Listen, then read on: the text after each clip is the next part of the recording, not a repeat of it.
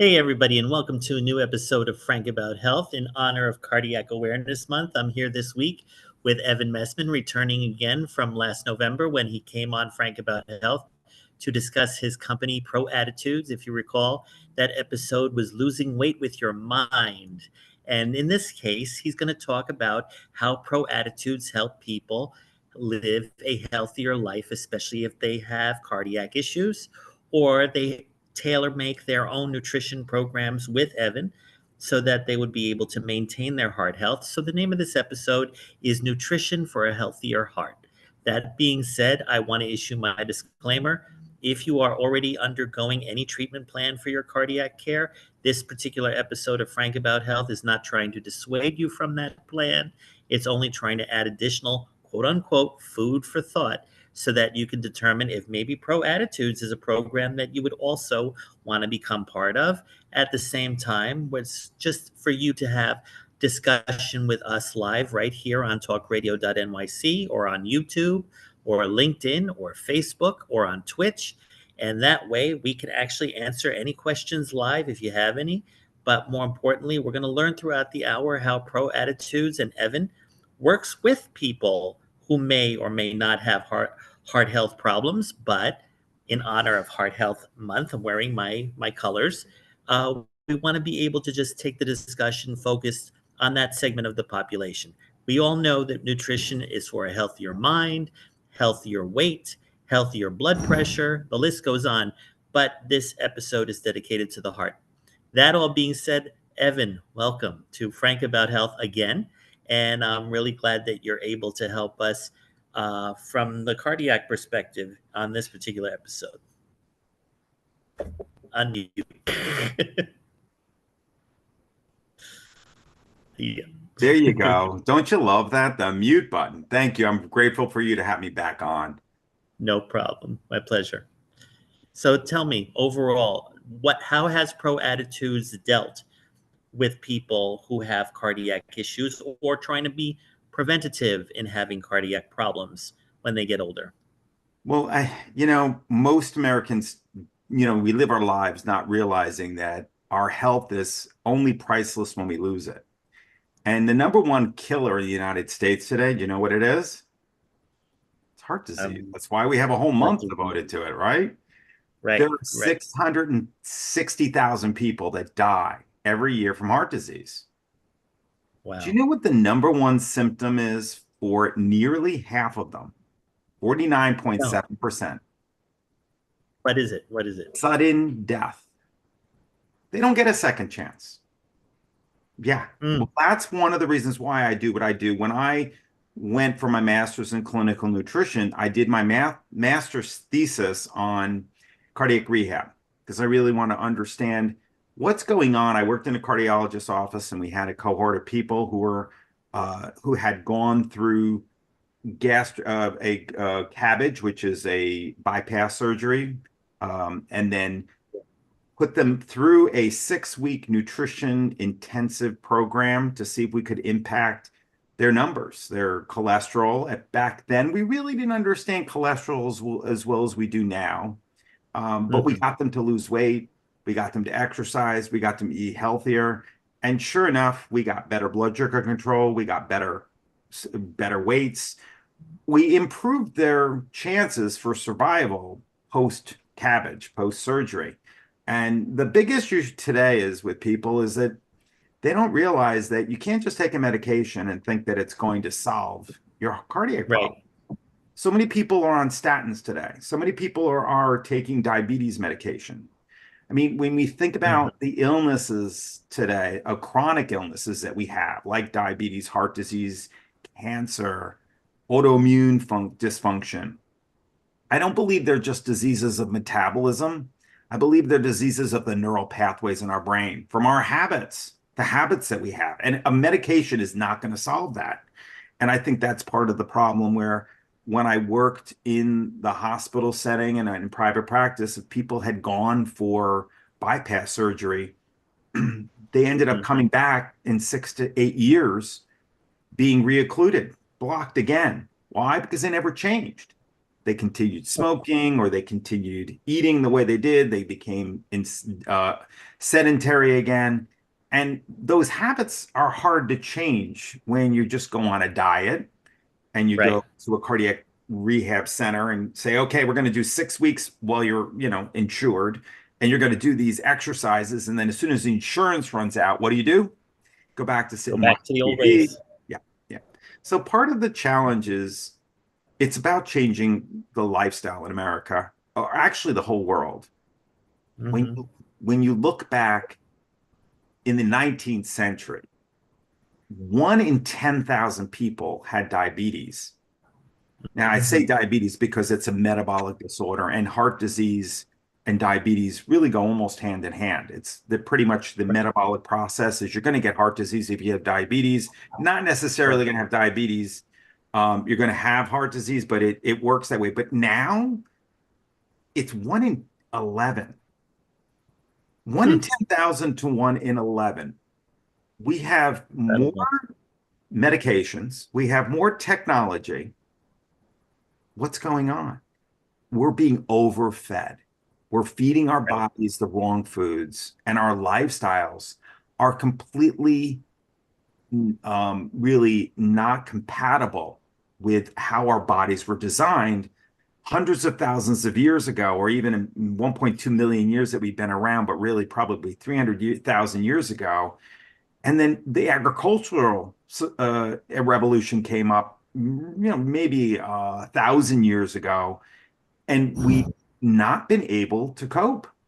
And now, Hmm. at least the research that's out there shows that there are a lot of indicators that show that genes that people will have, genetic markers that they have where genes are expressed, and it means our bodies are making things with these genes as part of our DNA. Right. Sometimes we have genes that are not compatible with grains or carbohydrate loads. And sometimes our bodies are not able to handle the fat load. And sometimes our bodies are not able to even handle other things like being inactive. And so that's why when you look at populations, there are certain populations of people who end up with much higher risk of heart disease and diabetes than others. But the good news is we can change our habits. We can change Right. what we eat. We can change our stress levels, which is also contributing. All of these Incredible. things are doable. And so it's not all doom and gloom. Well, you did come on the show back in November and discuss how we are in charge of what we put in our mouth just based on our thought patterns and our pathways and things like that. But were you able to come up with that model based on a particular type of client, like a cardiac client, or was it a diabetic client, or was it just everyone across the board? What was the main focus that got you in? Was it the cardiac patient or non-cardiac oriented patients? I don't think it was any specific type of patient. I was in a cardiac hospital. So being in that hospital and being in that critical care on Long Island, there's St. Francis is a world-renowned cardiac care hospital that I worked in the critical care unit. So Right. this was filled with people. This was an aha moment for me because people think, oh, I'm gonna just if I eat horribly, if I'm overweight, if I have diabetes, I'm gonna end up with heart disease. So I'm just starting out in this cardiac unit, and I'm going around seeing patients. The first Yes. patient I meet is 28 years old, in phenomenal shape. He is a um, I would he's a fourth degree or sixth degree black belt, does that for a living, Right. just had a heart attack. Huh. Okay. Then we have another guy who's a little older in his 30s, probably was taking cocaine, ended up with a heart attack. Then we go to the next room. There's a lawyer who's in his 40s, late 40s, a runner, Yeah. really great shape also, high stress job, just needed a quadruple bypass. Then we go to another room where we have a morbidly obese person with diabetes, and he has all the markers. I'm like, okay, yeah, I can predict that he has heart disease. He needed a quadruple bypass. Amazing. I'm looking at all these people. The lawyer had normal Yes. cholesterol. Yeah. The young guy who was sixth-degree black belt, he was eating McDonald's every day or those kinds of fast foods and really wasn't taking care of himself from that perspective, but was exercising plenty. The lawyer was under so much stress, even though he was a runner, the stress did him in. So that was an aha moment for me where, you know what, it needs to be multifactorial. You can read what the American Heart Association says, right? You can read American Diabetes Association says, and even my association, American Dietetic Association. But what I'm going to tell you is the last 50 years, we've been doing a disservice to the entire population by saying eat low fat and high carbs because our bodies are not designed to manage that. Now, why I don't remember the names of the influencers that were doctors that came up with these, concepts. They actually created policy, and that policy was flawed based on, well, we need to lower cholesterol. We need to lower cholesterol by eating less fat, less saturated. Right. Now, I'm not saying that saturated fat's not correlated with heart disease, but what I am saying is, what kind of diet do you want? It's very hard to study diet because there's so many factors. There was a wonderful study that came out just recently, back in November, that was looked at 21 identical twins. So we were able to remove a lot of variables, and they looked at exercise, they looked at biomarkers, they looked at diet, and they compared a vegan diet to an omnivore diet. And it was really fascinating watching these 21 pairs of twins and looking at really what were some of the issues. To me, the issues were their habits. The ones that did the best were the ones that were able to change their habits. And the omnivore diet did the best, believe it or not the vegan. Interesting. Now, why? Because we were designed, when you think about how our bodies were designed over the last several thousands, hundreds of thousands of years, we were hunters and gatherers, but we lived in many different places. So we evolved in many different places. If you're in the savannah over in Africa versus up in the mountains in Northern Europe versus the American Indians, right? And then you use China. I mean, every single indigenous population has been influenced by what they were, what was in their environment and how their genetics played out. And so you can't just say there's one diet for everybody. Correct. That's the thing. So it's the habits they have, and there are basic principles we can talk about that I think that if we get the American population to start focusing on this, they're going to see that they can lower their risk of heart disease, they can lower the risk of any metabolic disease, and in the inflammatory response, and even the type 3 diabetes, which is Alzheimer's. All of these things can happen if they start taking a look at their habits and improving them.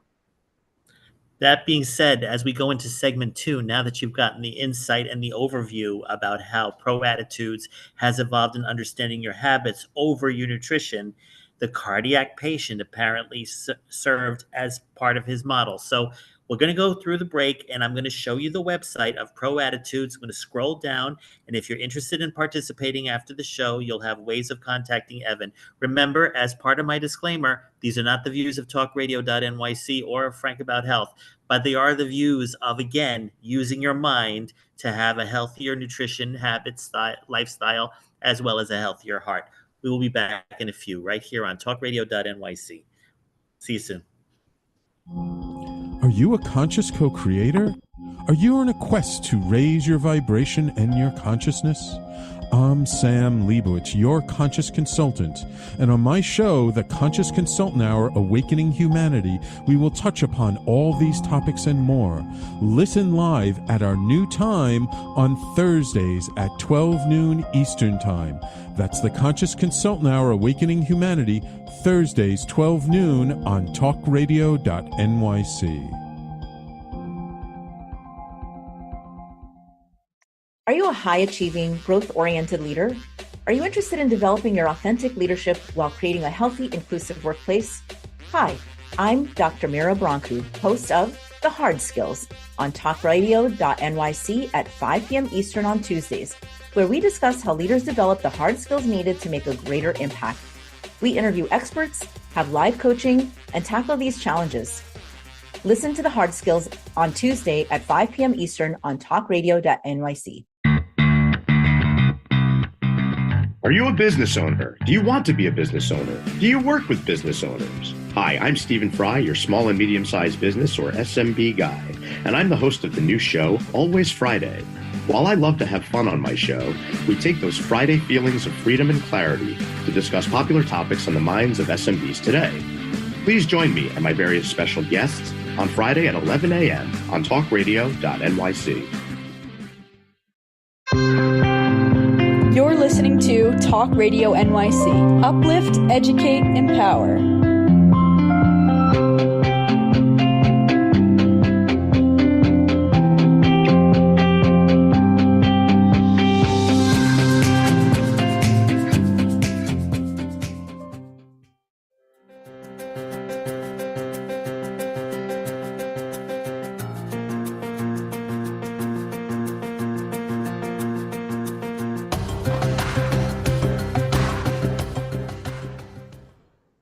Hey, everybody. By the way, Evan, did you see your whole website scroll down nicely or?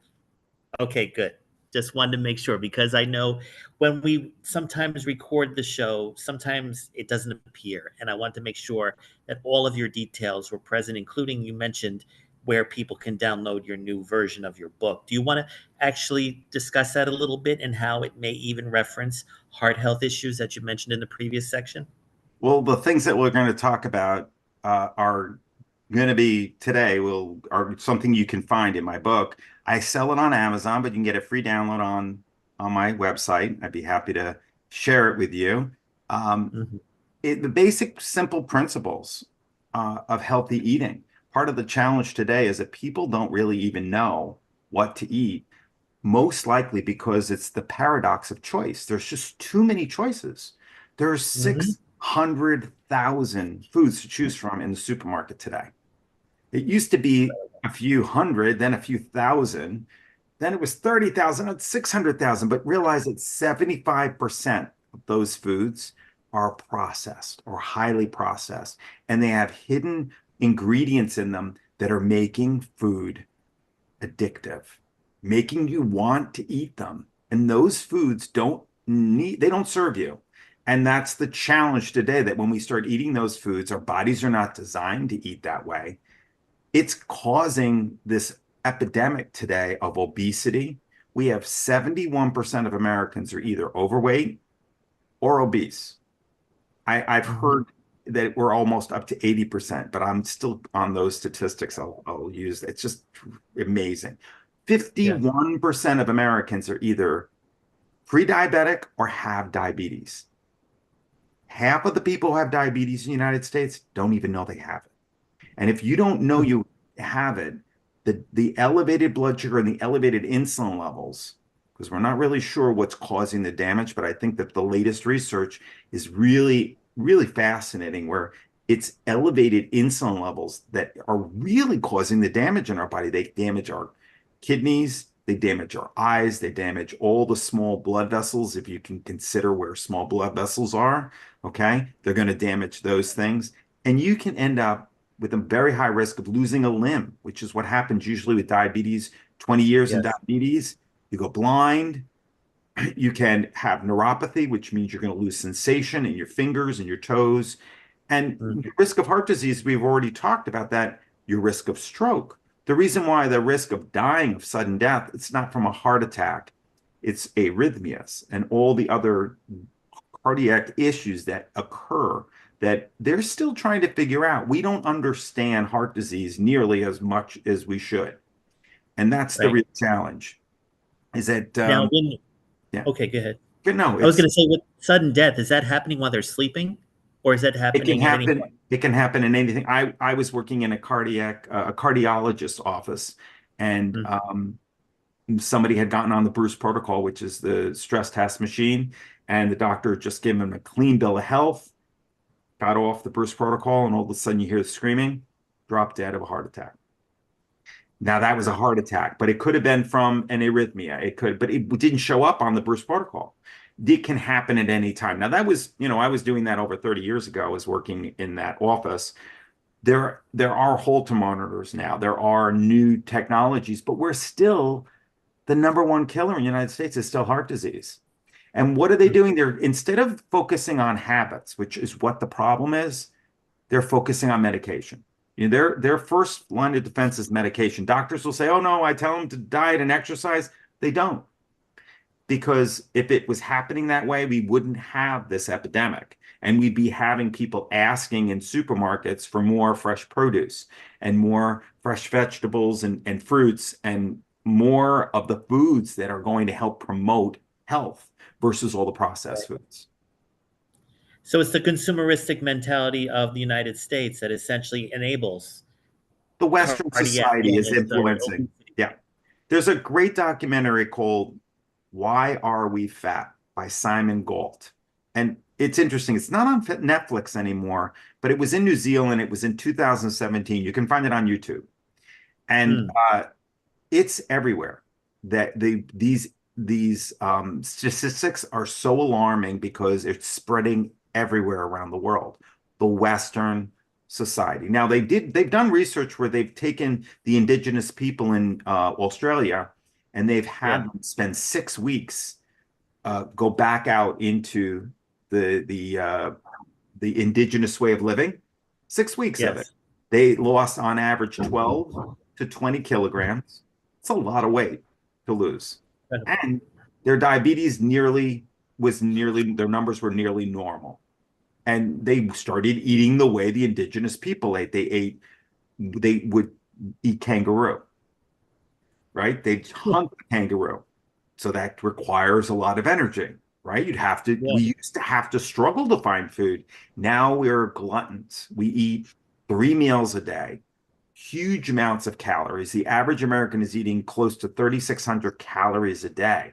And that's really what's causing the problem. We're eating too many calories and we're eating too many high calorie dense, low nutrient dense foods. So the first thing I want to teach everybody, if you want a healthier heart, is to take the foods you're eating and instead of just saying, hey, I have to go on a diet, I want you to think about eating a food that has the most quality calories. Now, what's a quality calorie? It's a food that has the most nutrition with the least amount of fat and sugar in it and the least amount of processing. So when you go and have dinner tonight or the next meal that you have, I don't want you to say, I'm just going to go from low quality all the way to high quality. All I want you to do is to say, okay, how can I increase the quality of the calories that I'm eating? If I'm going to have a cheeseburger and French fries and it's over here, well, maybe I could switch to a turkey burger. It's not going to increase it that much, but that's an improvement. Maybe I could have a bison burger. That's going to be healthier, believe it or not. Okay. And I'm going to get grass-fed. That's going to be even better. Instead of French fries, I'm going to have air-fried sweet potatoes. Instead of cheese, I'm going to have lettuce and tomato. Now, it's not going to go all the way, but it's going to be a better quality. And maybe even we take the bun off and we use the lettuce, a lettuce bun. There are so many different ways that we can improve the quality of the calories that we eat and everything that we eat just by thinking low fat meaning not non-fat, okay, and not highly processed. So instead of a hamburger, having something like a piece of fish or grilled chicken breast, that's lower fat. Or eating a piece of fish that has omega-3 fatty acids in it that might have a little more fat in it, but the omega-3 fatty acids that are in fish help lower your risk of heart disease and inflammation. The omega-3s are always best for the heart. I guess here's the question then. I'm noticing from what you're saying that it's a combination where it's known, very popularized, even in other documentaries, that American food is manufactured, processed, distributed. There are additives, preservatives, all of that kind of already defeats the purpose of having healthier food unless you go out and harvest it yourself, whether it's vegetables, fruits, or like in certain fishes.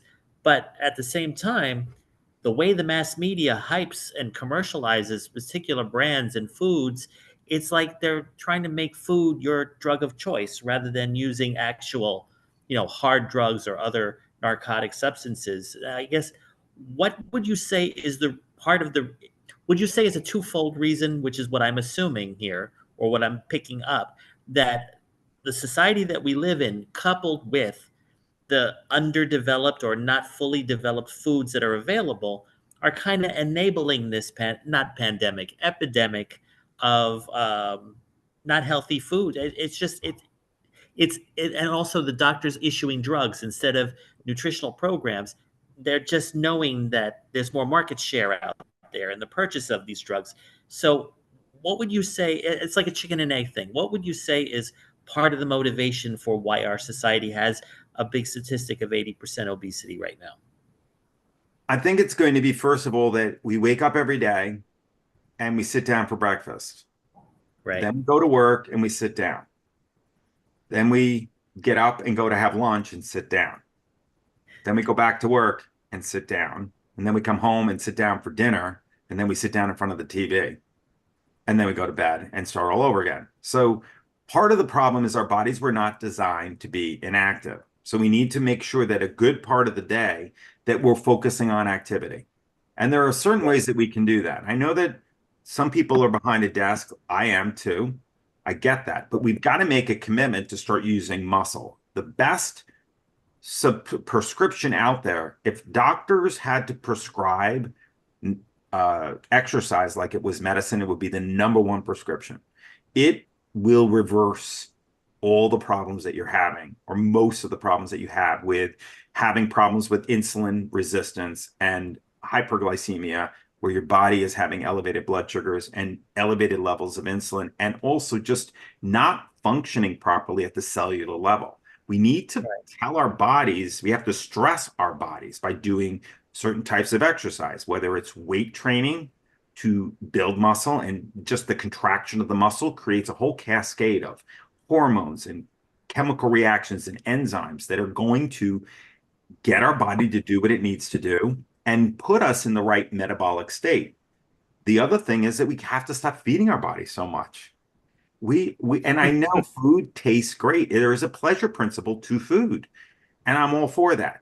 But you need to learn that you can enjoy high quality calorie foods just as much as low quality calorie foods. And teaching the inner city kids, teaching affluent kids, teaching everybody out there, because it starts with the kids, makes a difference. And they've done the research to show that it also will get rid of there's an influence on diet on depression, that when you feed the body correctly, and you feed the gut, which 70% of your immune system is down in the gut, and it also affects your mood, you can put depression into remission just by changing the diet.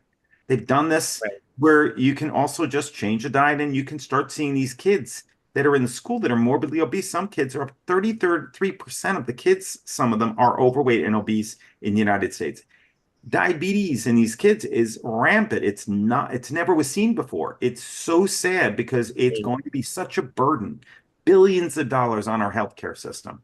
So these are just, some of the things, a simple thing of just saying, hey, how can I increase the quality of calories? Getting rid of liquid calories is a huge one. No more soda. Start drinking water, or use smoothies. I'm sorry, what? Smoothies. Well, no, smoothies are still liquid calories. I tell you, no, I don't want you using smoothies, because a lot of people are putting a lot of fruit. They're putting sweetener in it. It's not the solution. Now, if it's a smoothie that's based on vegetables and there's just a half a cup of fruit in there, that works. But most people don't do that. Most smoothies out there are liquid calories. Alcohol. I tell you that the way our food supply is as toxic as alcohol is. Our livers are over fat, our bodies are over fat, and our bodies are breaking down, and we're losing our longevity because of it.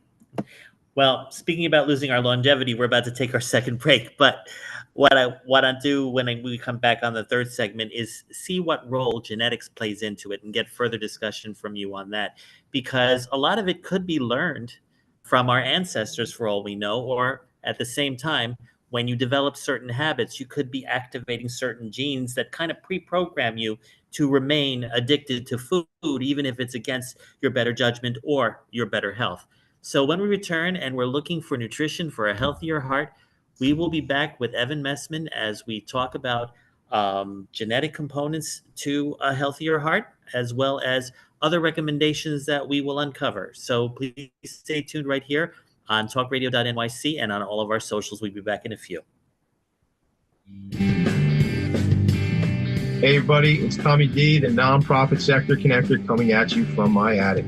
Each week here on TalkRadio.nyc, I host a program, Philanthropy in Focus. Nonprofits impact us each and every day, and it's my focus to help them amplify their message and tell their story.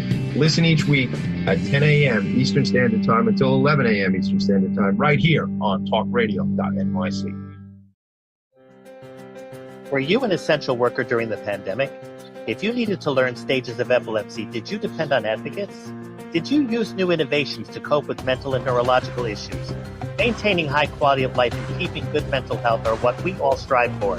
I'm Frank R. Harrison, host of Frank About Health, and each week top healthcare influencers, professionals, and innovators answer these questions and more. Stay tuned on Thursdays at 5 p.m. on TalkRadio.nyc, and I will continue to be frank about health with all of you. Are you a business owner? Do you want to be a business owner? Do you work with business owners? Hi, I'm Stephen Fry, your small and medium-sized business or SMB guy, and I'm the host of the new show, Always Friday. While I love to have fun on my show, we take those Friday feelings of freedom and clarity to discuss popular topics on the minds of SMBs today. Please join me and my various special guests on Friday at 11 a.m. on TalkRadio.nyc. You're listening to Talk Radio NYC at www.talkradio.nyc. Now broadcasting 24 hours a day.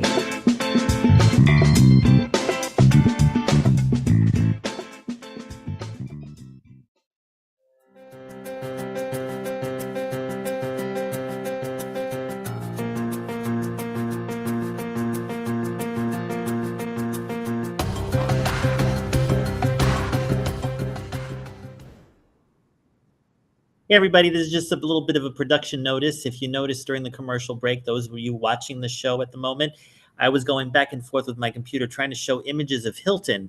I was with poor success in getting you even one photo. But the bottom line is that the particular tribute to Heart Health Awareness Month couldn't have happened if it wasn't for my live show that I did at the Doubletree Chicago with Karen Ross.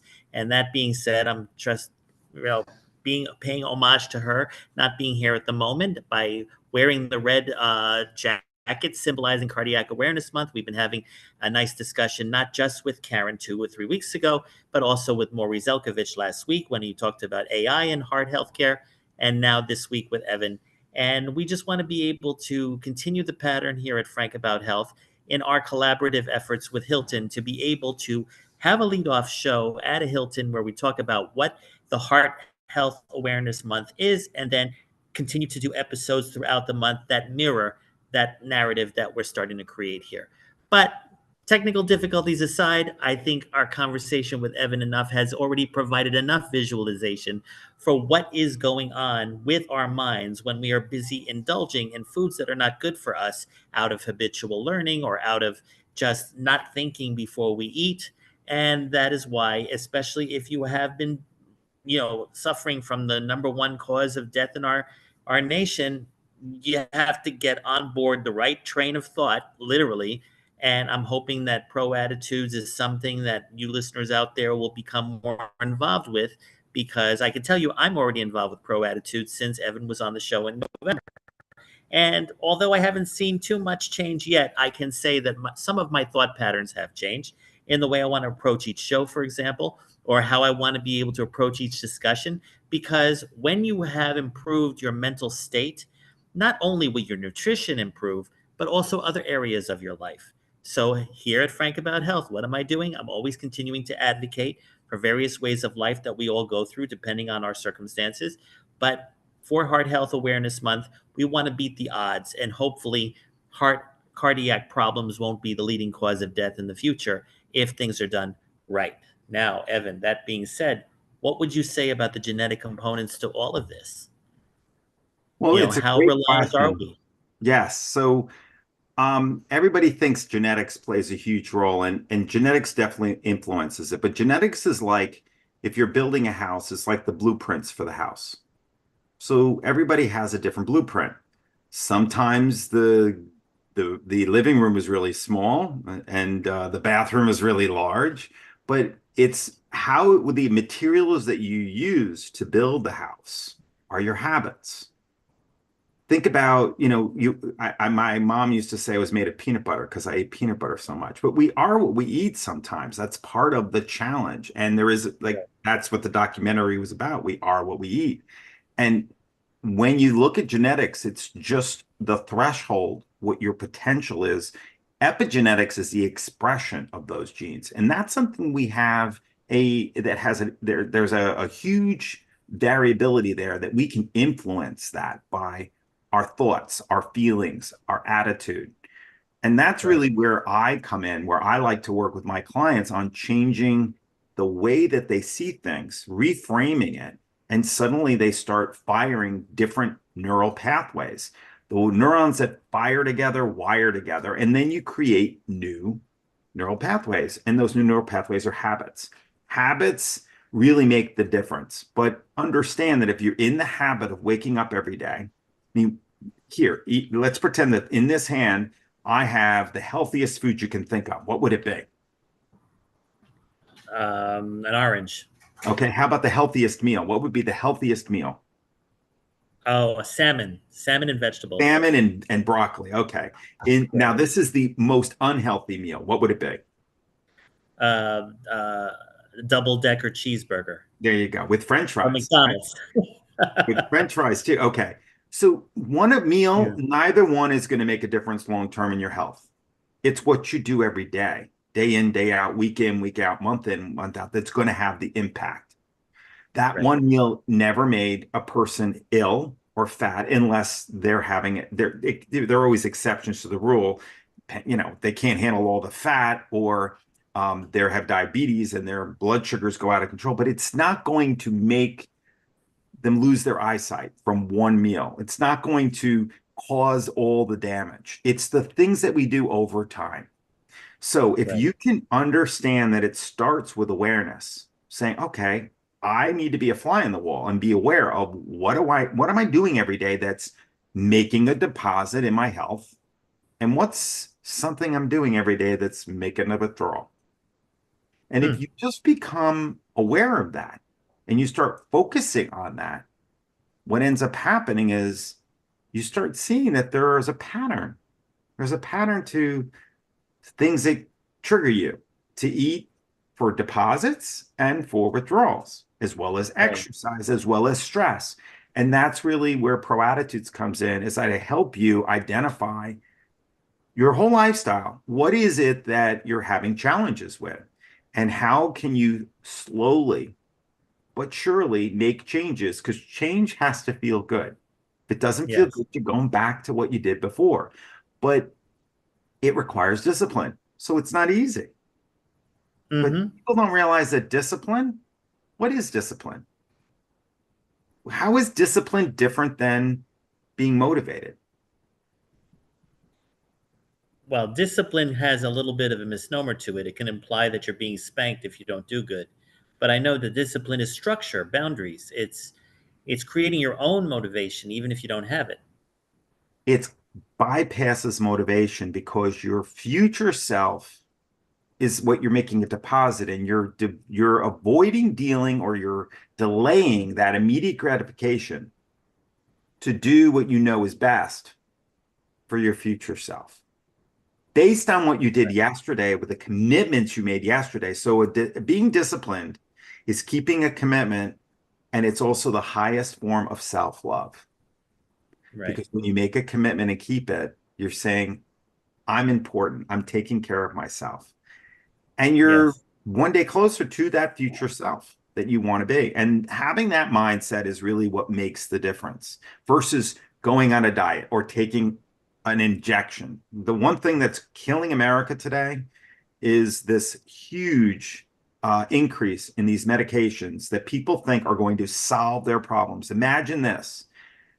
The 80%, almost nearly 80% of Americans, you have a huge target market for drug companies, right? 80% are overweight or obese, and they're targeting them with a drug that needs to be injected once a week for the rest of your life, and it costs $20,000 a year.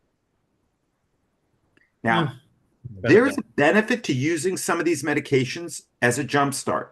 But if people are going to stay on them the rest of their lives, which is what probably is intended, just like with diabetes management, these medications are cardiac pills. Medication is not a cure. Medication doesn't get to the root cause. Medication's important. It's necessary in certain situations. But we start with habits first, then nutrition, then supplements. Down here, medication. Healthcare is not healthcare because they're not focusing on that. They're focusing on really sick care. They're how do we manage people with medications? And that to me, not that there is a place for medications, but it shouldn't be the first line of defense. And that is to me the biggest paradigm shift that I want to get people to be aware of so that they can look at their health and look at that they don't need to be the average 50 to 60-year-old who's on 7 medications in the United States. Exactly. Does not have to happen. Why? No. Because there's a way to be accountable without letting the food companies who are manufacturing foods to get you to eat more of them, to be addicted. But realize that. But when you become self-aware, when you learn that, you can find ways to eliminate those cues. How do you make a habit happen? You have to make the cue easy. Well, how do you break a habit? You make the cue difficult or the trigger difficult. So if you want to get up and exercise, put your sneakers or your gym clothes right next to you, right at your bed. So when you get up, they're right there to put on. Some people I know even will wear their clothes to work out to sleep in, right? Whatever makes it easy. But if you've got a cookie jar that's on your counter, you're always going to know the cookies are there. But what if you put the cookies up on the top shelf? Or better yet, you say, if I want a cookie, I got to go to the supermarket to go buy it or the bakery. And only when it's open, so that you don't make it easy. You don't keep the ice cream in the freezer. You make it packed with yourself saying, if I want ice cream, I'm going to go where I want it. And this is what I'm going to order. And I'm going to make sure that I do it only this frequently. Because it's just this once that I won't that matters. Not just this once I'll cheat. Because that cheating attitude, there's no such thing as cheating when you're intentional. Right.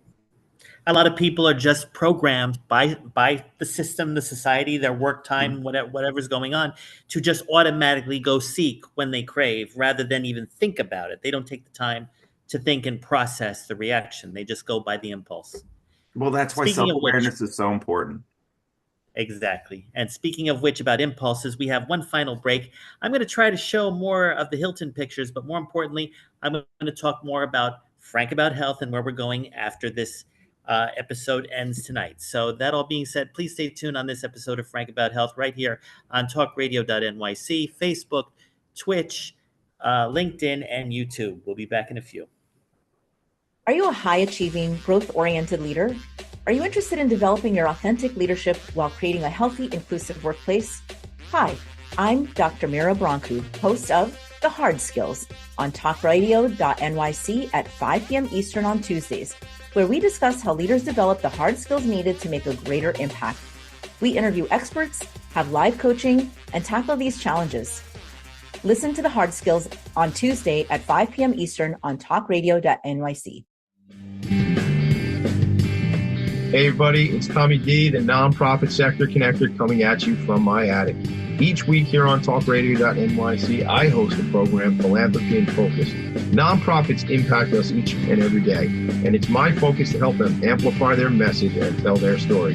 Listen each week at 10 a.m. Eastern Standard Time until 11 a.m. Eastern Standard Time, right here on TalkRadio.nyc. Are you a conscious co-creator? Are you on a quest to raise your vibration and your consciousness? I'm Sam Leibowitz, your conscious consultant, and on my show, The Conscious Consultant Hour Awakening Humanity, we will touch upon all these topics and more. Listen live at our new time on Thursdays at 12 noon Eastern Time. That's The Conscious Consultant Hour Awakening Humanity, Thursdays 12 noon on TalkRadio.nyc.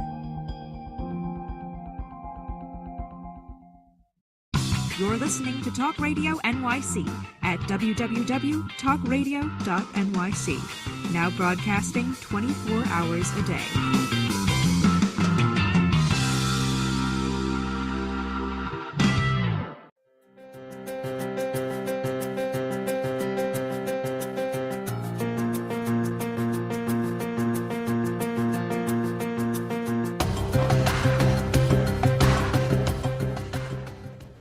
Hey everybody, I just shown you a little bit of the Hilton photos, but you know what? You can check them out yourself on the internet. There's so many Hiltons around there, but Hilton is going to become more activated as a partner starting in April. And we shall see how that morphs with the way we do our shows, whether we're in person. I really like a lot of that, especially the few that I've done with Karen Live, as well as any other projects that I've been working on. That's a hint right out there, I guess, for those of you remembering a show that I recently did with Emily Schulman. We're actually working on a side project that is going to really expand the narrative of what Frank About Health is as an advocacy platform, not just within TalkRadio.nyc, but also within the various networks of people that we are trying to reach. Here at NYU Langone Health, for example, what we are doing with Hilton, and among other communities that we are going to be outreaching to and really doing more advocacy work for the rest of 2024.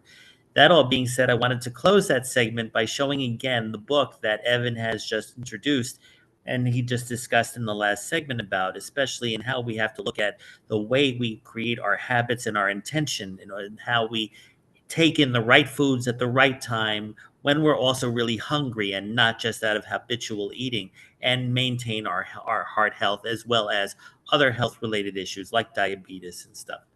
But that all being said, Evan, why don't you now just talk about exactly what Proattitudes can do for future heart health clients, or I wouldn't call them patients. I guess like the way you work with them is more on a client relationship, correct? Unmute.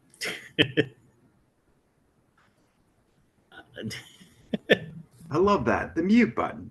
Okay. So, like I said before, I work with business owners, leaders who, and any entrepreneur who are, as they're climbing that ladder to success, they leave their health behind because they thought they had to. It becomes less of a priority. So part of what I do with my Proattitudes is I help them create a lifestyle that includes their health. And we do that by first, the idea is, how do you become aware? Well, we do a lifestyle challenge assessment. It looks at 7 key areas of their life that they're not aware of where they're having the most challenges. And it will bubble usually 3 to 5 of those key areas are going to come to the top. And those are the things that I'm going to tackle first. So they're going to see everything else is going to fall into place. I also have an inner critic quiz, right, which they can take, which is going to identify who is it. You know, the one person we talk to more than anybody every day is ourselves. And if it's negative, which is what the default is, it's preventing you from doing all the things that you want to do. It's preventing you from being the person you truly want to be. So if we can identify who that inner critic is, see where it came from and how to quiet it and help develop your inner coach. Okay, like the Yoda sitting on my shoulder, we all have that inner coach that we can develop a kinder way of talking to ourselves and to encourage us to change. You're going to start seeing that you're going to be able to eat the way that you want to eat. You're going to be able to do the exercises that you want to, increase the activities that are going to help you get back to being more mobile, right? Part of the challenge as people get older, it's all about freedom. Do you really want to spend the last 10 years of your life managing a chronic illness? You know, that's like, to me, the worst thing that could possibly happen. What if you could reduce the risk of that happening so that you could spend the time with the grandkids, travel the world, eat at the restaurants that you want to eat at, and also have the freedom to do all of the things that you want to do. That's part of then I come up with a plan of how to get there. And it really, I work with people Yes. either in groups, I work with them one-on-one, or I have a do-it-yourself intentional health program that they can take going through my online program. And all of it is to help people live the life they've always dreamed of, one choice at a time. It's all about Would you say that the people that you see, I'm sorry, I missed that part. Say that again. It's all about habits. It's all about habits. Exactly. Now, would you say that the people you see that may come to you with a cardiac issue also have diabetes at the same time? Would you say a majority of them have that, or they are distinct people that you see? You'll see the diabetic I patients, have clients. metabolic conditions right now. The metabolic syndrome will lead to heart disease, diabetes, even cancer, and Alzheimer's. So people think there's all these separate diseases, but doctors want to treat illness, so they'll label them. But they're finding that there are root causes, and these root causes are from our activity, our mindset, and our diet. That if we can get back to really focusing on those root causes, we can prevent or reduce how quickly these metabolic diseases occur and ravage our bodies. We can actually reverse time. There are longevity experts, Dr. Peter Attia, okay, Dr. Eagleman, all of these doctors that are working.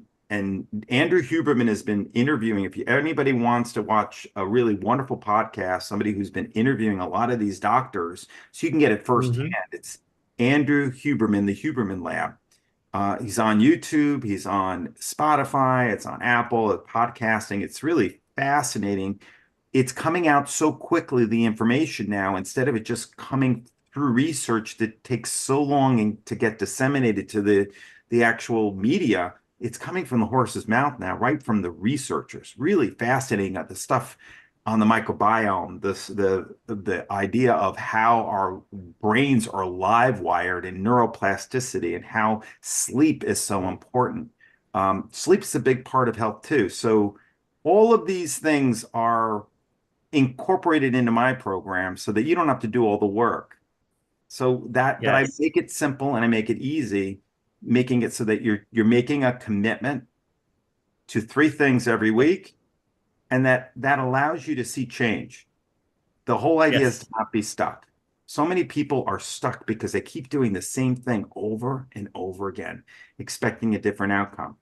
And what all I want people to do is to stop imitating what they did yesterday, go deeper, stop hurting themselves, and start taking better care of themselves. Because, like I said before, discipline is the highest form of self-love. So really, people have to start loving themselves more. And then we can start seeing a healthier society.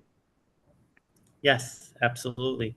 Now, I do see, obviously, being part of Proattitudes over the last couple months, that during the week you have your own, I don't know if it's webinar series or podcast series going on through LinkedIn and YouTube. Would you like to tell the viewers and listeners out there about it? Every Wednesday at 11 a.m. Eastern time, I do a LinkedIn Live, and anybody can go on and sign up for that. I also do a Facebook Live. It's within my Facebook group. It's a private group, but anybody can join. It's called Optimized Health for Leaders. Come down, and it's B3 Proattitudes. So that's my lingo, my handle on Instagram and on Facebook. I'm also on TikTok, and I write every day on all of these mediums, including LinkedIn. Awesome. Overall, I know that you really take care of more than just the heart, but being that it is Cardiac Awareness Month, would you have any last words for those potential Proattitudes members that are dealing with cardiac issues? And what would you say is the most severe cardiac issue that they could really use your guidance on? I think the biggest issue today is that people feel completely powerless to change. That if you just decide to make one small change, what is the one thing that you could do today based on everything I just talked about with Frank, if you did it with 100% commitment and 100% integrity, not what you should do, but what you can do, and you did it every day this week, I guarantee you by the end of next week, you're going to feel differently. Let's say you get up and go for a walk for 10 minutes. Let's say you decide to delay eating so that you give your body a chance to digest what you ate the night before, and you end up getting better blood sugar control. What if you gave up soda and you said, I'm going to drink water instead? All of those things, it could be very simple commitments. What if you focused on the stress? Stress to me is probably the biggest issue killing Americans today. Right. What if you just focused on breathing? Just taking 2 sips of breath in through your nose and blowing out through your mouth. That's called a physiological sigh. That's a physiological way to stop the stress response. It's a pattern interrupt for your body. And if you did it 2 or 3 times, you're going to notice you're going to feel better. And that stress And then response. you'll also notice it becomes a habit to continue doing it, even if you didn't plan on it. Mm-hmm. So I can tell you the 3 changes I've already made in working with you. Every day, I have a full bottle, 60, not gallons, 60 ounces of water that I make sure is gone within 3 or 4 hours. That's wonderful. Now, I know you've recommended 100, but it depends on if my stomach can carry all of it. Start with what you can do, right? And then you increase it until you say, I can't do anymore. Exactly. Water is really important, especially with heart health, to stay hydrated. It's very important, right? Also, to make sure you're eating healthy fats like avocado and nuts, and watching the highly refined seed oils, which is the stuff like Mazola, or the highly refined oils that are out there. Olive oil all the way. Extra virgin olive oil is very much the healthiest oil that we know out there right now, related to the Mediterranean diet. That's the diet that I'm closest to, is the Mediterranean style diet. And again, you'll find all of that in the Habits of Healthy Eating in my book. Awesome. All right. Well, ladies and gentlemen, we are about to close the show, but I have to tell you that Proattitudes has been working with me. It's still in a slow trajectory, but it's happening. I highly recommend looking at his website and getting a copy of that book, and going through the surveys and quizzes to probably start working with him and improving not just your overall heart health, but your overall nutrition. And if you have other related health issues that you can obviously get concerned over, especially your mental health. That all being said, stay tuned for tomorrow's slate of shows right here on TalkRadio.nyc, starting at 10 a.m. with Tommy D and Philanthropy in Focus, and at 11 o'clock, ending out the week with Stephen Fry and Always Friday. Next Tuesday, you'll see Dr. Mira Branco with the Hard Skills. And next Thursday, after The Conscious Consultant and Sam Leibowitz, you will see me again on another episode of Frank About Health. And I'm just going to say, if you want to know what it's about, stay tuned. All right, everybody. Thank you for being right here on TalkRadio.nyc and all of our socials. If you have any comments or questions for me, frankrharrison1@gmail.com. Evan Mestman, you can get him at evan@proattitudes.com, correct?